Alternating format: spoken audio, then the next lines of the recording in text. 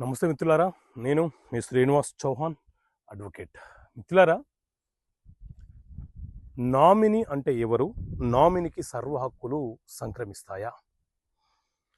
ఎవరైనా ఒక వ్యక్తి చనిపోతూ తన బ్యాంక్ అకౌంట్లో ఉన్నటువంటి సొమ్మును పలానా వ్యక్తి మాత్రమే డ్రా చేయాలని చెప్పి అతని పేరును నామినీగా రాస్తే అతనే హక్కుదారుడు అవుతాడా అని అంటే, మిత్రులారా, మన దేశంలో ఇన్సూరెన్స్ యాక్ట్ 1938 అనే చట్టం ఉంది. ఇందులో మనకు 120 సెక్షన్స్ ఉంటాయి. అందులోని సెక్షన్ 38 ఏం చెప్తుంది అనంటే, నామినీ అనంటే నమ్మకస్తుడు. ఎవరైనా ఒక వ్యక్తి తన బ్యాంక్ అకౌంట్లో లేకపోతే ఇన్సూరెన్స్లో లేకపోతే స్టాక్ మార్కెట్లో ఎవరి పేరునైనా, అంటే ఒక తండ్రి తమ వారసులలో ఏ ఒక్క వారసుడి పేరుని నామినీగా రాసినంత మాత్రాన అతనికే ఆ సొమ్ము మీద పూర్తిగా హక్కులు సంక్రమించబడదు. నామినీ అంటే ఒక ట్రస్ట్, ఒక నమ్మకస్తుడు.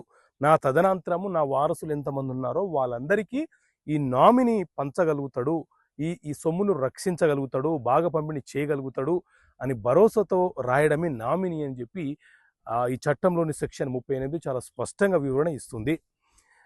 ఒకవేళ నామినీకి మాత్రమే దక్కాలనుకునే సందర్భం వస్తే, ఎవరైతే నామినీగా రాశారో ఆ వ్యక్తి ఆ సొమ్ముని వీలునామా రూపంలో రాస్తేనే ఆ నామినీకి దక్కే అవకాశం ఉంటుంది. లేకపోతే నామినీకి నమ్మకస్తుడు మాత్రమే, ఒక ట్రస్టీగా మాత్రమే వ్యవహరించాలి. ఓకే మిత్రులారా, థ్యాంక్ యూ. జై హింద్.